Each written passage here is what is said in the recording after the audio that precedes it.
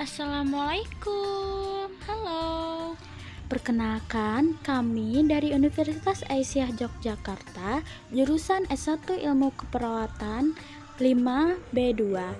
Nah, di sini kami beranggotakan 11 orang, Isnaini, Arisa, Iftita, Novi, Abidah, Salwa, Trisela, Faradika, Elvira, Fitriana, dan Wafitasari.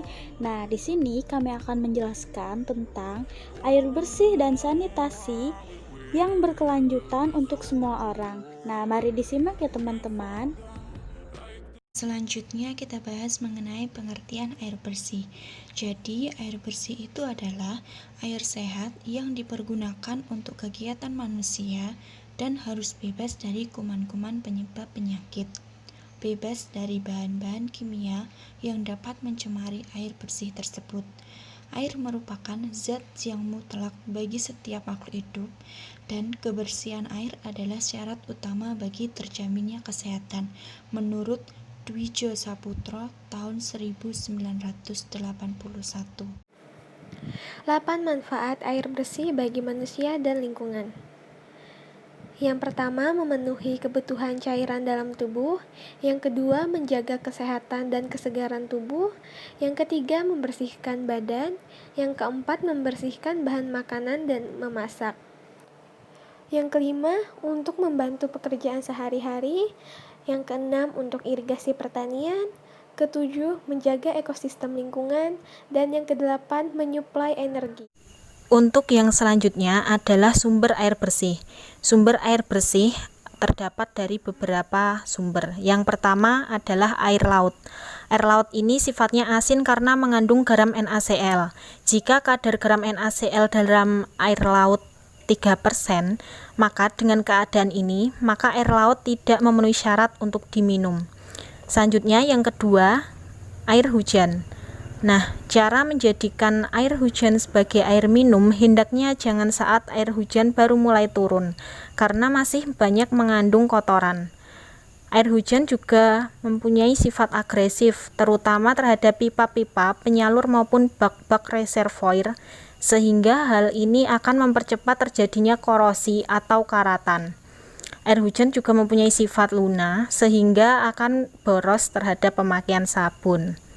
Selanjutnya yang ketiga, air permukaan. Air permukaan adalah air yang mengalir di permukaan bumi.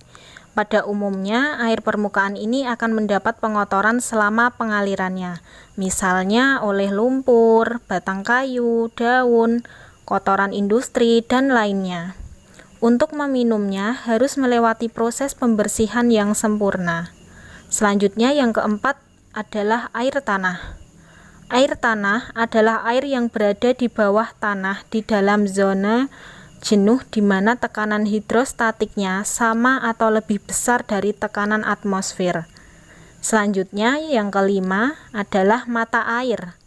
Mata air adalah air tanah yang keluar dengan sendirinya ke permukaan tanah dengan hampir tidak dipengaruhi oleh musim, sedangkan kualitasnya sama dengan air dalam.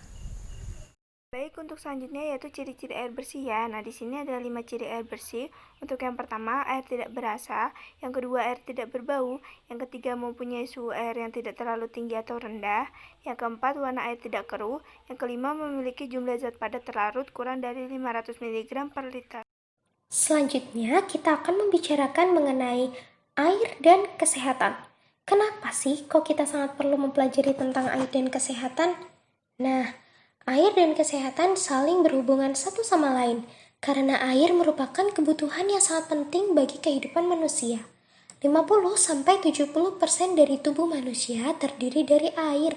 Oleh karena itu, manusia harus mengkonsumsi air minimal 1,5-2 liter air sehat per harinya. Kekurangan air dapat menyebabkan terjadinya berbagai penyakit loh. Salah satunya adalah batu ginjal. Batu ginjal dapat terjadi karena adanya pengkristalan unsur dalam cairan tubuh. Dan kekurangan air juga bisa menyebabkan gangguan kesehatan lainnya, bahkan kematian. Wah, nah air juga diperlukan nih untuk melarutkan unsur-unsur yang diperlukan oleh tubuh. Air juga bisa menjaga suhu badan. Lalu, yang terakhir, air beraksi terhadap segala stimulus, tumbuh, bermetabolisme, dan bereproduksi. Lalu, pengaruh air terhadap kesehatan itu apa sih? Nah, pengaruh air terhadap kesehatan itu ada dua nih. Yang pertama, pengaruhnya secara langsung, dan yang kedua, pengaruhnya secara tidak langsung. Pengaruh air terhadap kesehatan secara langsung, air dapat menimbulkan waterborne disease. Apa itu waterborne disease? Nah, waterborne disease itu merupakan penyakit bawaan dari air. Cara penularannya ditentukan dari 3 faktor penting loh. Yang pertama, periode laten suatu mikroba menjadi infeksius. Yang kedua, persistensinya di luar tubuh manusia. Dan yang ketiga, dapat tidaknya berkembang di luar tubuh manusia. Nah, pengaruh air terhadap kesehatan secara langsung, yang pertama, air sebagai penyebar bakteri patogen. Yang kedua, air sebagai sarang insekta penyebar penyakit. Yang ketiga, jumlah air yang kurang mencukupi akan menyebabkan manusia tidak dapat membersihkan dirinya secara baik. Yang keempat, air sebagai sarang hospes sementara penyakit. Lalu, pengaruh air secara tidak langsung itu apa? Nah, pengaruh air secara tidak langsung, yang pertama, air sebagai pengikat oksigen. Yang kedua, dapat melarutkan berbagai macam bahan seperti pestisida, materi tersuspensi. Yang ketiga, air sangat berpengaruh terhadap suhu. Selanjutnya, ada tips untuk menjaga kualitas air bersih. Yang pertama, yaitu pisahkan sumber air dengan jamban dan tempat pembuangan sampah minimal 10 meter. Yang kedua yaitu sumber mata air harus dilindungi dari bahan-bahan pencemar. Nomor 3 yaitu sumur gali, sumur pompa, kran umum, dan mata air harus dijaga bangunannya agar tidak rusak dan harus kedap air. Dan yang terakhir yaitu hindari genangan air di sekitar sumber air agar kualitas air bersih selalu terjaga. Selanjutnya kita akan membahas tentang sanitasi. Apa sih pengertian dari sanitasi? Sanitasi menurut KBBI adalah suatu usaha untuk membina dan menciptakan suatu keadaan yang baik di bidang kesehatan, terutama kesehatan lingkungan. Sedangkan secara sederhana, sanitasi adalah upaya kita melestarikan lingkungan sekitar. Nah, manfaat dari sanitasi antara lain yang pertama, untuk mencegah timbulnya penyakit-penyakit menular. Yang kedua, mengurangi jumlah persentase orang sakit di suatu daerah. Yang ketiga, menghindari pencemaran lingkungan. Dan yang terakhir, terciptanya kondisi lingkungan yang lebih bersih, sehat, dan nyaman. Ruang lingkup sanitasi. Yang pertama, penyediaan air bersih atau air minum, meliputi pengawasan terhadap kualitas, kuantitas, dan pemanfaatan air.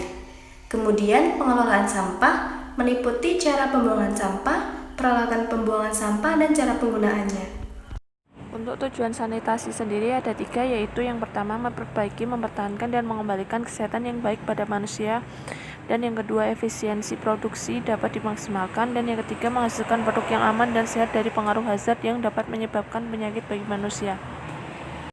Untuk contoh sanitasi sendiri dalam kehidupan sehari-hari, sanitasi mewujudkan kualitas lingkungan yang sehat. Adalah keadaan lingkungan yang bebas dari risiko yang membahayakan kesehatan dan keselamatan hidup manusia melalui pemukiman antara lain rumah tinggal dan asrama atau yang sejenisnya, melalui lingkungan kerja antar perkantoran dan kawasan industri atau sejenis. Sedangkan upaya yang harus dilakukan dalam menjaga dan memelihara kesehatan lingkungan adalah objek sanitasi meliputi seluruh tempat kita tinggal atau bekerja. Untuk contoh sanitasi lingkungan yang dilakukan manusia adalah sebagai berikut. Untuk yang pertama, penyediaan air bersih atau air minum atau disebut dengan water supply, meliputi pengawasan terhadap kualitas, kuantitas, dan pemanfaatan air. Dan yang kedua, pengolahan sampah atau disebut dengan refuse disposal, meliputi cara pembuangan sampah, peralatan pembuangan sampah, dan cara penggunaannya. Untuk yang ketiga yaitu pengolahan makanan dan minuman atau disebut dengan food sanitation, meliputi pengadaan, penyimpanan, pengolahan, dan penyajian makanan. Dan yang keempat yaitu pengawasan atau pengendalian serangga dan binatang pengerat atau disebut dengan insect and rodent control, meliputi cara pengendalian serangan dan binatang pengerat. Dan yang kelima yaitu kesehatan dan keselamatan kerja dengan melakukan kegiatan K3, meliputi ruang kerja seperti dapur, pekerjaan, cara kerja, dan tenaga kerja. Namun bagaimana jika sebaliknya? Nah, bagaimana jika seperti ini mengenai sanitasi buruk, yaitu dapat menyebabkan beberapa dampak negatif berupa beberapa penyakit seperti diare, kolera, tifoid, dan hepatitis, serta yang berhubungan dengan malnutrisi. Seperti ini diare. Dan selanjutnya apa penyebabnya? Dapat disebabkan karena bakteri, virus, dan parasit.